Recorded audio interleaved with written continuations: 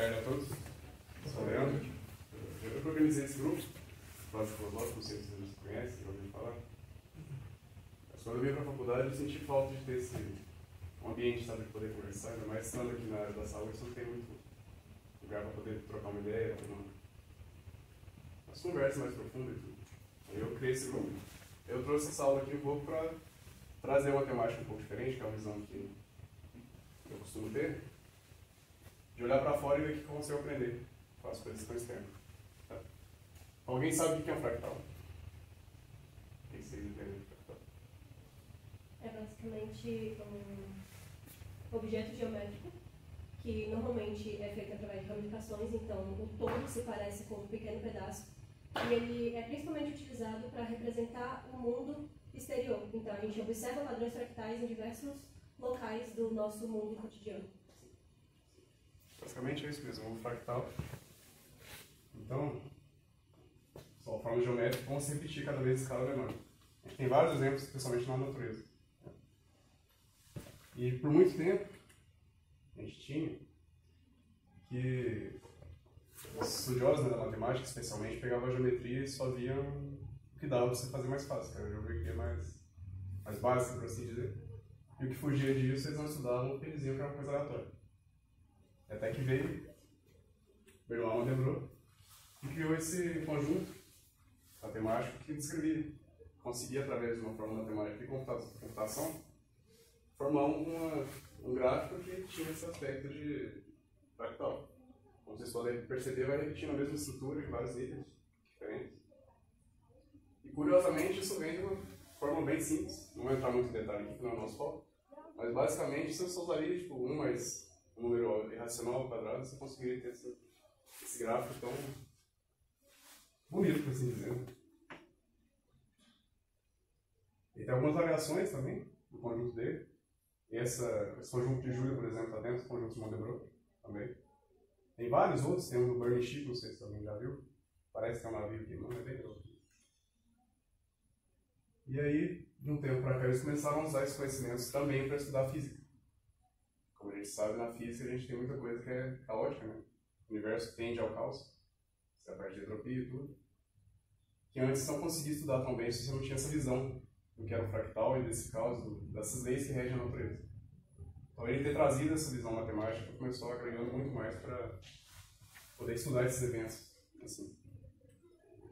E como eu falei, a gente tem muitos exemplos na natureza, muitos.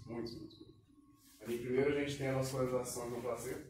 Vocês podem ver que você tem um ramo maior, depois você ramifica em menor, depois você ramifica em novo.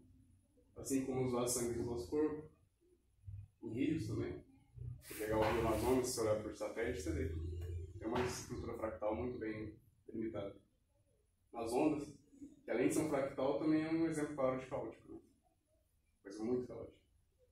Nas árvores, tanto na raiz quanto nas copas das árvores, vocês podem ver que é uma estrutura que se repete em toda a natureza, em todo o campo. E não se fica retido só aqui no nosso planeta. Você tem aqui em cima.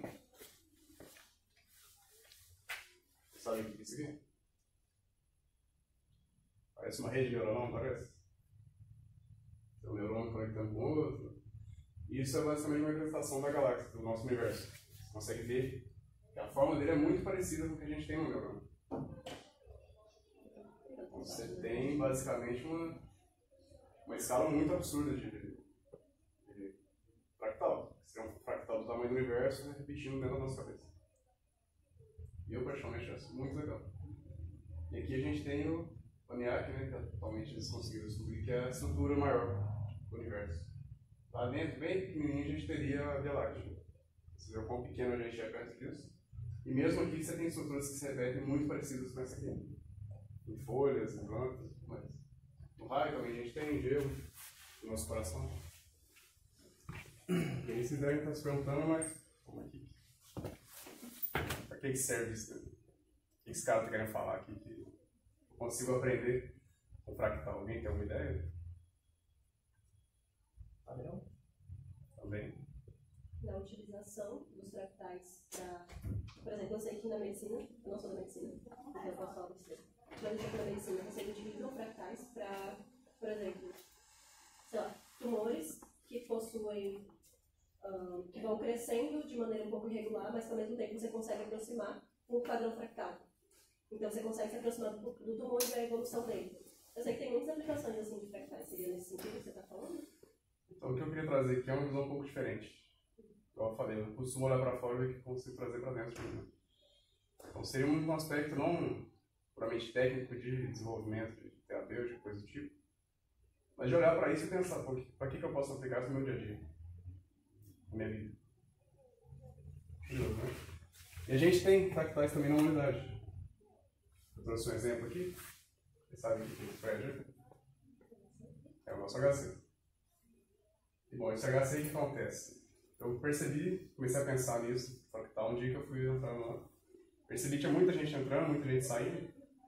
Eu falei, pô, legal, né? Tipo, gente do planeta, do Brasil inteiro, do planeta inteiro, para estudar ali, para se aprimorar, ganhar técnica e tudo mais. Eu falei, pô, isso parece com o órgão que a gente tem. Parece muito. Sabe que órgão é esse? É o baço. O que acontece no baço? A gente tem os leucócitos, né? Células brancas, de defesa do nosso corpo. São formadas no osso, no medula e tudo. Eles vão até o baço para poder se capacitar.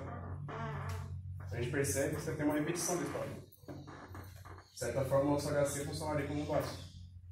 As pessoas saem da onde elas nasceram, vêm para cá, se aprimoram e podem voltar para ter impacto na sociedade. Vocês veem que tipo, assim, a nossa sociedade não é só uma coisa aleatória. Ela funciona como um sistema, como o nosso corpo. A gente tem outros exemplos também. Bom, aqui a gente tem uma orquestra.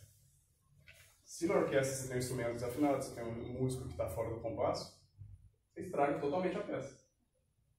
E assim também é na nossa sociedade. Se uma pessoa começa a desviar muito, a praticar crime, a fazer coisas do tipo, toda a sociedade sofre junto, não é só essa pessoa. E eu queria trazer mais essa visão para vocês, tipo assim, de tentar enxergar além do que só estar visto. Então, pensando que a gente vive num organismo grande, e como no nosso corpo cada célula tem uma função específica, a gente tem que pensar nisso, como a gente pode encontrar o nosso papel na sociedade. Alguém tem uma ideia? Como a gente consegue? Vai parecer sacaneação, mas não. É uma resposta muito fácil, que é procurando. Se você não procura o teu papel, você não procura entender o que você pode fazer de melhor, ou onde você consegue ter um impacto, você nunca vai achar. Você só vai seguir o fluxo da vida e não deixar a vida me levar, você não vai conseguir nunca achar seu lugar e não vai conseguir desenvolver assim teu potencial. Eu trouxe essa frase sempre, que é uma frase que me marcou muito, foi a primeira frase de filósofo que eu vi. Eu estava no ônibus, eu li num panfleto lá, foda, né? Eu não tinha interesse nenhum, ele falou. Mas me tocou de uma forma, eu falei, caralho, velho. E a partir desse momento eu comecei a buscar algum lugar onde eu fosse me encontrar e conseguisse exercer o meu potencial. Estou aprendendo muito. E o que significa você encontrar seu papel? Para vocês, se vocês conseguissem encontrar no seu lugar alguma coisa, o que vocês acham que significaria para vocês? Acho que traz algum sentido para as coisas, assim, não tira aquela sensação de incompletude comum, enlouquecer de quando as coisas não têm sentido para nada, perde o ímpeto de fazer alguma coisa, de buscar ser melhor, de seguir algum caminho, né? Se você não tem lugar nenhum, se você não tem papel nenhum, as coisas perdem sentido e acabam caindo num niilismo, assim, né?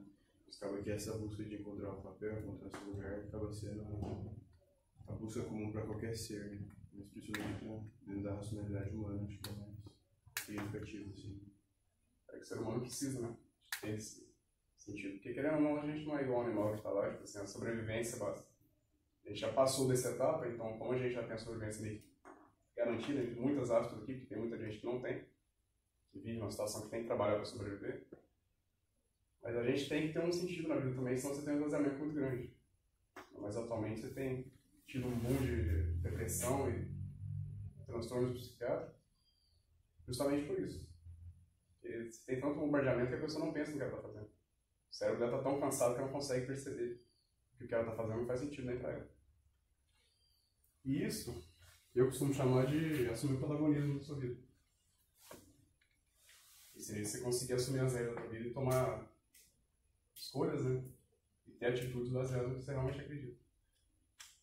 E de nada adianta você, faço um monte de coisa, mas o que isso significa para você? A pessoa, não sei.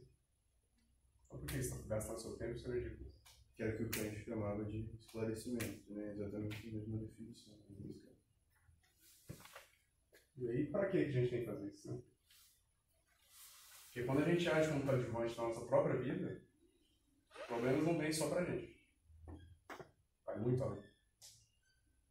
E é uma coisa que tem me tocado muito ultimamente. Eu tenho visto cada vez mais crescendo isso, que é o efeito do espectador. Alguém já ouviu falar sobre isso? Que é quando a pessoa sente que a responsabilidade de agir sobre uma determinada coisa que está acontecendo no ambiente não diz respeito a ela. Né? Aquela coisa do cara no metrô está sendo espancado, ou sei lá, sofreu um acidente, não, outra pessoa vai resolver. É essa coisa. Nesse sentido mesmo, quem descreveu isso, ela está meio rodando, eles fizeram um estudo, foi perguntando, né? Provavelmente esses dados não são muito fidedignos, eu acredito, porque geralmente quando você pergunta para a pessoa, ela vai dar uma resposta mais para se colocar numa posição que às vezes ela não conseguiria fazer na realidade. E perguntando para essas pessoas, tipo assim, tem uma mulher em perigo, sei lá, uma pessoa sendo agredida, tendo a vida ameaçada, perguntaram se eles iam intervir para ajudar ou não, se fosse só ele vendo aquilo lá.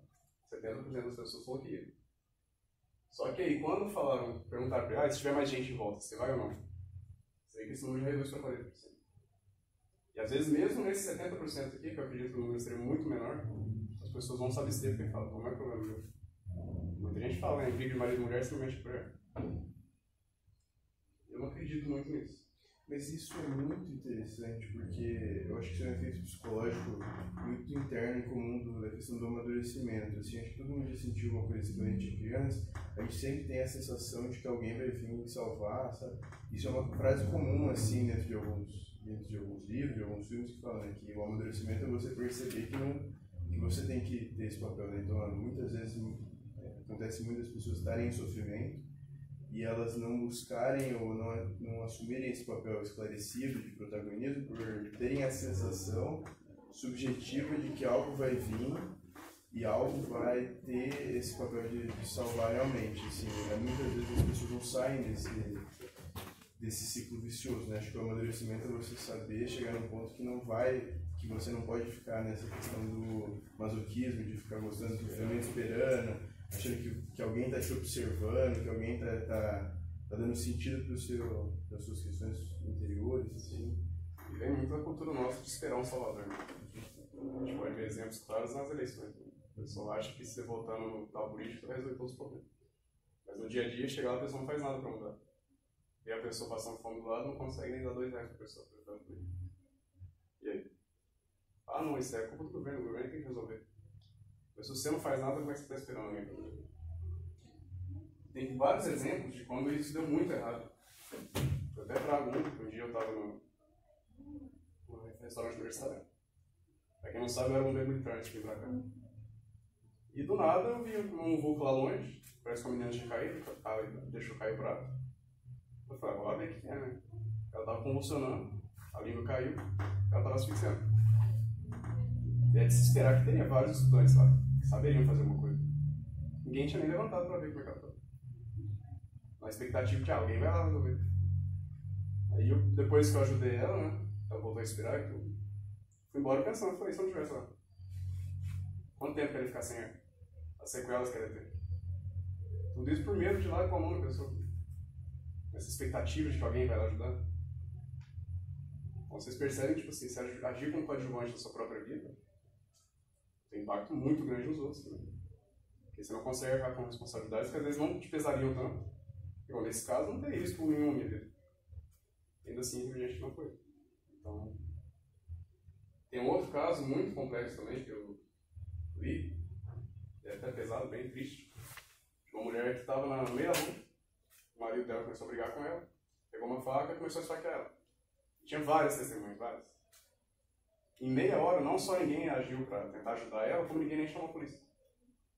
Porque acharam que alguém já tinha chamado. Então vocês percebem que também é você deixar de agir assim por medo das coisas. E nessa temática de fractal, vou trazer mais um exemplo.